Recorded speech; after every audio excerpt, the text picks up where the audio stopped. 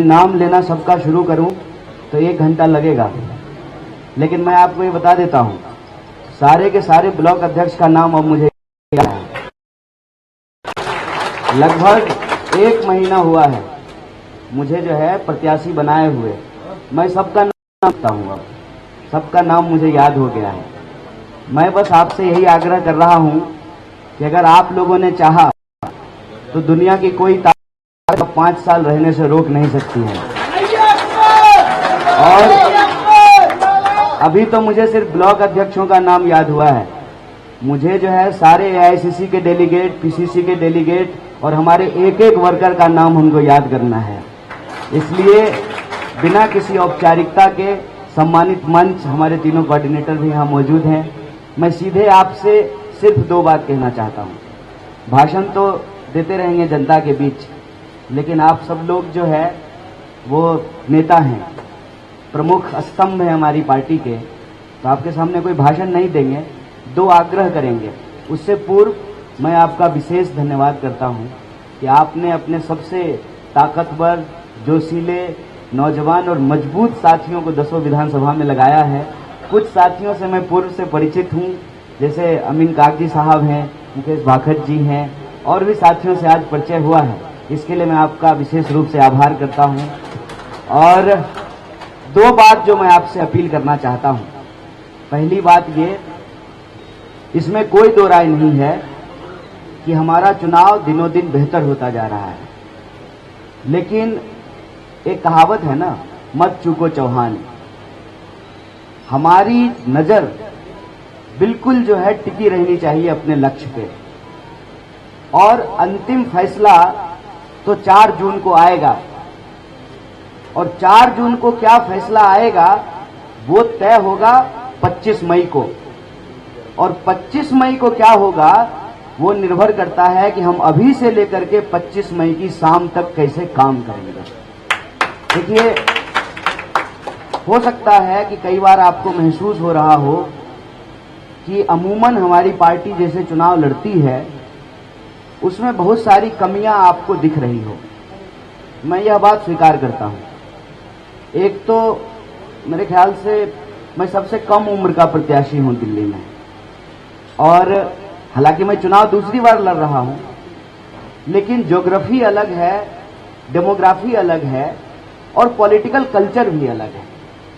तो बहुत सारी कमियां आप लोगों को लग रही होगी, क्योंकि यहां पूर्व मंत्री, पूर्व विधायक, सब सीनियर लोग मौजूद हैं।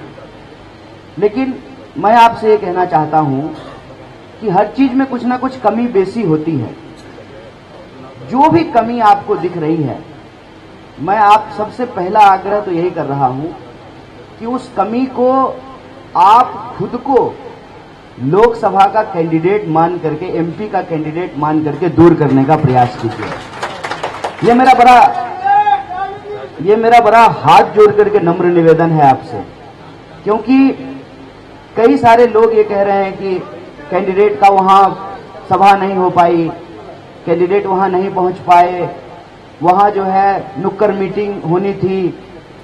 कई सारी जो है मैनेजमेंट से रिलेटेड जो दिक्कतें आ रही हैं, उन सबको मैं समझता हूं कि सिर्फ और सिर्फ आप ही दूर कर सकते हैं। बतौर प्रत्याशी मैं कोशिश कर रहा हूं कि मैं हर जगह पहुंच जाऊं, लेकिन तमाम कोशिशों के बावजूद मेरा अपना ये अंदाजा है कि कुछ जगहों पे शायद हम ना पहुंच पाएं। वहां हाथ जोड़ करके आप लोगों को ही लोगों को मनाना पड़ेगा और कहना पड़ेगा कि देखो, हम एमपी कैंडिडेट हैं, मेरी फेस की गारंटी है, मेरी गारंटी है, हम आए हैं आपके बीच में। और दूसरा अपील कि अभी तक जो भी मैनेजमेंट को लेकर के कमियां दिख रही हैं वो तो हम बर्दाश्त कर सकते हैं। कहते हैं ना कि आटे में नमक मिला सकते हैं, नमक में आटा नहीं मिला सकते। वो थोड़ी बहुत कमी बेसी चलेगी, लेकिन यहां के बाद अगर हम कोई गलती करें, हमसे कोई गलती हो अनजाने में भी, तो हम उसको एफोर्ड करने के सिचुएशन में नहीं है। वो मैं इसलिए कह रहा हूं कि पहला फेज का बीजेपी का जो अटैक था उसको हम लोगों ने झेल लिया। और मैं उसके डिटेल में नहीं जा रहा हूं। जो निगेटिविटी फैलाने की बीजेपी की साजिश थी, चाहे हमारे बारे में झूठा वीडियो घुमाना हो, हमारे बारे में झूठे आरोप लगाना हो, अब उस बात को वो खुद ही बोलना बंद कर दिए। क्यों?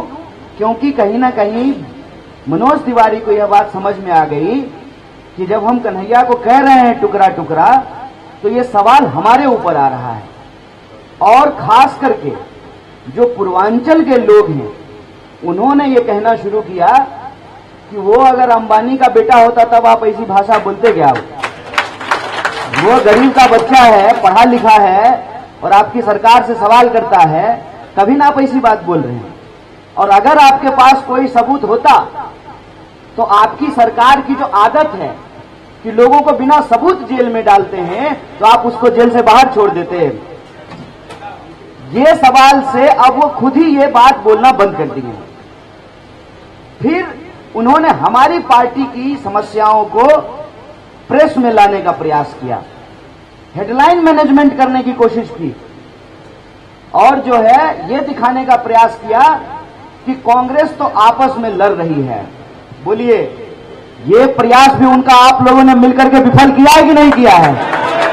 देख लीजिए, पूरा का पूरा जो पूर्व विधायक यहाँ इस मंच पर शुमार हैं और जो दावा करते थे कि जो है एक्स एमएलए कांग्रेस पार्टी छोड़ देंगे, साहब हम पार्टी नहीं छोड़ रहे हैं, आपको गद्दी छुड़वाएंगे। क्योंकि ये लड़ाई कांग्रेस पार्टी के अस्तित्व से बड़ा इस देश के अस्तित्व का सवाल है, इस देश के संविधान का सवाल है। और हमारे नेता पूरा देश जो पैदल नापे हैं जिन सवालों को लेकर, वह सवाल जनता समझ रही है, उन सवालों पर जनता जवाब दे रही है, उन सवालों से जनता जुड़ रही है। इसीलिए तो आपने इस बार का चुनाव का एक मजेदार चीज देखा है, हम लोग भाजपा के ऊपर नेगेटिव अटैक नहीं कर रहे हैं। हम में से किसी ने भी एक शब्द बोला है उनके मैनिफेस्टो के बारे में? उनका मैनिफेस्टो आया है कि नहीं आया है ये भी नहीं मालूम है। यहाँ एनआई है, आया है क्या? पता नहीं है ना आपको भी? हमारे मैनिफेस्टो के बारे में बात कर रहे हैं। सरकार आप 10 साल से चला रहे हैं, मंत्री आपके, मुख्यमंत्री आपके, प्रधानमंत्री आपके, दावा आप 400 का कर रहे हैं और चर्चा हमारे मैनिफेस्टो का कर रहे हैं। इसी को कहते हैं अब मेरी हिम्मत की चर्चा गैर की महफिल में है। और मैं आपको बता दूं सबसे जरूरी चीज कि इस बार का चुनाव राजनीतिक कार्यकर्ता और नेता से ज्यादा जनता लड़ रही है। और इस बात को आप सब स्वीकार करेंगे कि नॉर्थ ईस्ट दिल्ली भी देश से अलग नहीं है। यहां भी जनता आकर के कार्यकर्ता को पकड़ के ले जा रही है कि चलिए प्रचार करके आते हैं। बोलिए, ऐसा माहौल है कि नहीं है? देश में बदलाव की एक आहट है। इस माहौल को अंततः परिणाम तक हम तब पहुंचा सकते हैं जो हमारे सभी सीनियर साथियों ने कहा है कि हमको बीजेपी का जो लास्ट अटैक है, जो पोलिंग से ठीक पहले नो कैंपेन डे के दिन करेंगे। अभी तो नकली भाजपा ही आना शुरू किए हैं, असली खिलाड़ी आएंगे। 10 साल में प्रधानमंत्री नहीं आए हैं ना, इस बार नॉर्थ ईस्ट की दिल्ली को हम प्रधानमंत्री का भी दर्शन करवाएंगे। इनके सारे मुख्यमंत्री उतारेंगे, इनके सारे मुख्यमंत्री उतारेंगे, इनके सारे मंत्री उतारेंगे। और जितना पैसा कमाया है ना, सब पैसा जो है नॉर्थ ईस्ट की जनता पर जो है ना उड़वाएंगे, इनसे इनका खाता खाली करवाएंगे। लास्ट अटैक जो है उसके लिए हमको एकजुट रहना है। वो ये है कि वो एक राउंड और दुष्प्रचार करेंगे, एक राउंड।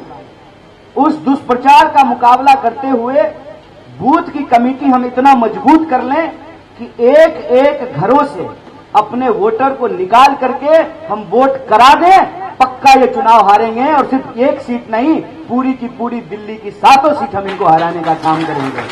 इसीलिए मैं आप सबसे दूसरी अपील जो कर रहा हूं, आखिरी, देखिए, सवाल एक आदमी को एमपी बनाने का नहीं है, सवाल सिर्फ अपनी पार्टी की राजनीति बचाने का नहीं है, सवाल है उस राजनीति को बचाने का जिससे हमारी पार्टी भी जिंदा है। वो है लोकतंत्र की राजनीति, वो है संविधान की राजनीति। इसीलिए हम सबको जो भी कमी बेसी है उसको भूल करके एक परिवार की तरह, कांग्रेस परिवार की तरह एकजुट होकर के आखिरी वोट जब तक नहीं पड़ जाए हमको चैन नहीं लेना है। मैं यही